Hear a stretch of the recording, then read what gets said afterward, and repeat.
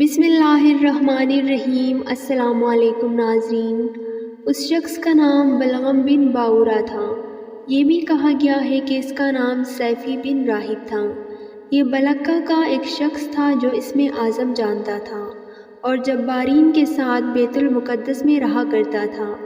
یہ بھی کہا گیا ہے کہ یہ یمنی شخص تھا جس نے کلام اللہ کو ترک کر دیا تھا۔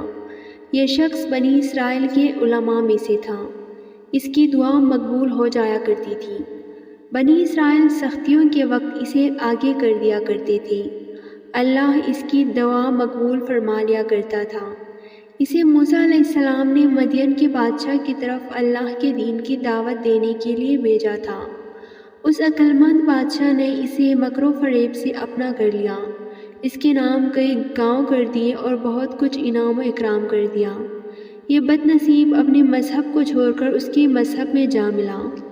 بعض احادیث میں ہے کہ اس کی زبان تو ایمان لا چکی تھی لیکن دل مومن نہیں ہوا تھا۔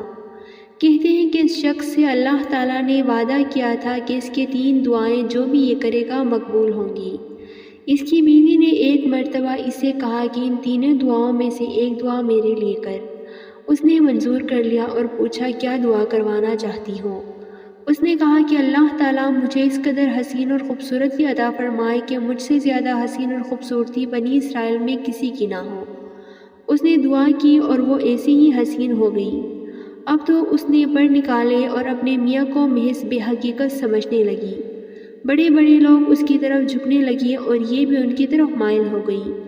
اسے یہ بہت گھڑا اور اللہ تعالیٰ سے دعا کی کہ یا اللہ اسے کتیا بنا دے۔ یہ بھی منظور ہوئی اور وہ کتیا بن گئی۔ اب اس کے بچے آئے، انہوں نے گھیر لیا کہ آپ نے غضب کیا۔ لوگ ہمیں طعنہ دیتے ہیں اور ہمیں کتیا کے بچے بلاتے ہیں۔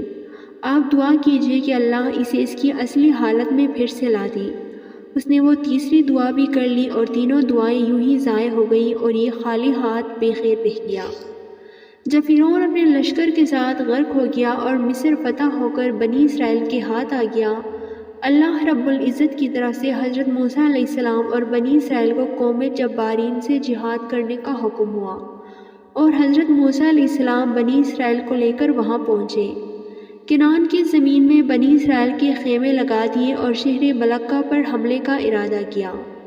قوم جبارین نے جب یہ دیکھا کہ موسیٰ علیہ السلام بنی اسرائیل کے ساتھ حملہ کرنے والے ہیں، چونکہ ان کو معلوم تھا کہ حضرت موسیٰ علیہ السلام کے مقابلے میں فرعون اور اس کا لشکر شکست کھا گیا ہے اور غرق ہو کر تباہ و برباد ہو گیا ہے اور ہم ان کا مقابلہ نہیں کر سکتے، اس لیے قوم کے اثر و رسوخ والے اور معزز لوگ جمع ہو کر بلغم بن باورا کے پاس آئے اور کہا موسیٰ علیہ السلام بہت سخت مزاج ہے، بڑی قوت اور شوکت و دبدبہ والے آدمی ہیں، بہت بڑا لشکر لے کر ہمارے ملک پر حملہ کرنے والے ہیں، وہ ہم پر غلبہ حاصل کرنا چاہتے ہیں اور ہم کو ہمارے ملک سے نکال دینا چاہتے ہیں۔ آپ سے ہماری یہ التجا ہے کہ آپ دعا کر دیں کہ وہ واپس چلے جائیں اور ہم سے مقابلہ نہ کریں۔ بلغم بن باورا نے جواب دیا ایسا نہیں ہو سکتا، وہ تو میرے ہم مذہب بھائی ہیں، میرا اور اس کا دین ایک ہی ہے، میں ان کے حق میں بد دعا کیسے کر سکتا ہوں؟ وہ اللہ تعالیٰ کے نبی ہیں اور ان کی مدد کے لیے اللہ کے فرشتے اور ایمان والے ان کے ساتھ ہیں۔ اگر میں نے بد دعا کر دی تو دنیا اور آخرت میں برباد ہو جاؤں گا، دونوں جہانوں میں رسوائی و ذلت ہوگی۔ جب لوگوں نے بہت اصرار کیا تو بلعم نے کہا کہ اچھا میں رب سے ان کے بارے میں معلوم کر لوں گا کہ ان کے لیے بد دعا کرنے کی اجازت ہے یا نہیں۔ حسب معمول بلعم نے استخارہ کیا یا کوئی عمل کیا۔ خواب میں بلعم کو بتایا گیا کہ موسیٰ علیہ السلام اور ان کے مجاہدین کے لیے ہرگز بد دعا نہ کرے۔ بلعم نے استخارے کے بعد صاف انکار کر دیا کہ مجھے بد دعا کرنے سے سختی کے ساتھ روک دیا گیا ہے۔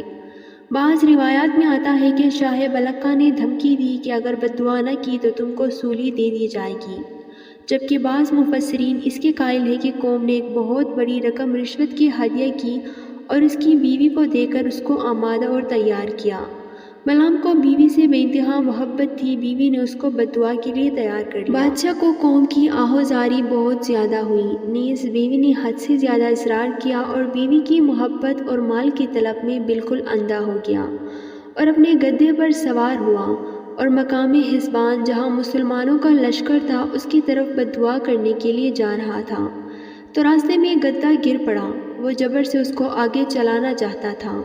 سواری کے رکنے اور اس کے گرنے سے اس کو کوئی تنبیہ نہ ہوئی تو اللہ تعالیٰ کے حکم سے گدھا بولا کہ اے بلعام، تمہارے لیے خرابی و بربادی ہو، تم سوچتے اور دیکھتے نہیں ہو میرے سامنے فرشتے موجود ہیں جو مجھے آگے نہیں جانے دیتے، پیچھے کی طرف مجھے لوٹا رہے ہیں۔ یہیں پر آ کر بھی شیطان نے اس کو بہکا دیا۔ بالآخر وہ آگے بڑھا اور بد دعا کرنے میں مشغول ہو گیا۔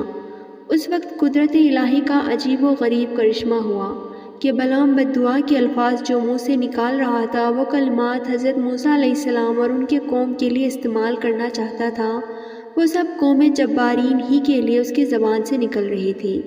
وہ اپنی قوم کے لیے جو دعائیہ الفاظ بولنا چاہتا تھا وہ سب حضرت موسیٰ علیہ السلام اور ان کے لشکر کے لیے بولنے لگا۔ قوم جبارین نے جب یہ دیکھا تو وہ چلا اٹھے اور کہنے لگے کہ تم تو ہمارے لیے بد دعا کر رہے ہو۔ بلعام نے جواب دیا کہ میری زبان میرے اختیار سے باہر ہے، یہ سب کچھ جو میں کر رہا ہوں اس کے کہنے پر قادر نہیں ہوں، بے اختیار نکل رہے ہیں۔ اس بد دعا کرنے کا نتیجہ یہ ہوا کہ بلعام کی زبان اس کے سینے پر لٹک گئی اور اس کی قوم تباہی و بربادی میں مبتلا ہو گئی۔ جب بلعام نے دیکھ لیا کہ میری تو دنیا و آخرت برباد ہو گئی ہے تو اس نے اپنی قوم سے کہا کہ میں ایک ہیلا کرتا ہوں اور ایک مکر و فریب تمہیں بتلاتا ہوں، ہم اس کو اختیار کر لو، شاید تم موسیٰ علیہ السلام اور اس کی قوم پر غالب آ جاؤ۔ بلعام نے اپنی قوم کو موسیٰ علیہ السلام اور اس کے لشکر پر غالب آنے کے لیے ایک چال بتائی۔ بلعام نے اپنی قوم کے سامنے یہ تجویز پیش کی کہ تم اپنے حسین اور خوبصورت لڑکیوں کو تاجروں کی شکل میں مجاہدین کے لشکر میں بھیج دو اور ان لڑکیوں سے یہ کہو کہ اگر بنی اسرائیل کا کوئی آدمی تم کو کچھ کہے، چھیڑخانی کرے تو تم ان کو منع نہ کرنا، وہ جو چاہے کرنے دینا۔ وہ سمجھ رہا تھا کہ یہ مجاہدین بڑی لمبی مدت سے اپنی بیوی بچوں سے الگ ہیں، مسافر ہیں، وطن سے نکلے ہوئے طویل عرصہ گزر گیا ہے، ان کا بدکاری میں مبتلا ہو جانا اس کو آسان معلوم ہو رہا تھا۔ وہ جانتا تھا کہ یہ لوگ بدکاری اور زناکاری میں پھنس گئے تو وہ ہرگز کامیاب نہیں ہوں گے۔ چنانچہ لڑکیوں کو تیار کر کے بھیج دیا گیا اور اتفاقاً یہ ہوا کہ ان کی یہ چال کچھ کام آ گئی اور ایک اسرائیلی ایک لڑکی کے ساتھ زناکاری کے گناہ میں ملوث ہو گیا۔ حضرت موسیٰ علیہ السلام نے اس کو بہت روکا مگر نہ مانا۔ بالآخر نتیجہ یہ ہوا کہ بنی اسرائیل میں ایک طاعون پھیلا اور ایک ہی دن میں 70,000 اسرائیلی مر گئے، یہاں تک کہ اس زانی اسرائیلی اور اس لڑکی کو قتل کیا گیا اور ان کی لاشوں کو منظر عام پر لٹکا دیا گیا۔ پھر وہ طاعون رفع ہوا۔ اللہ تعالی ہمیں ان گناہوں سے عبرت حاصل کر کے نیک اعمال کی توفیق عطا فرمائے، آمین۔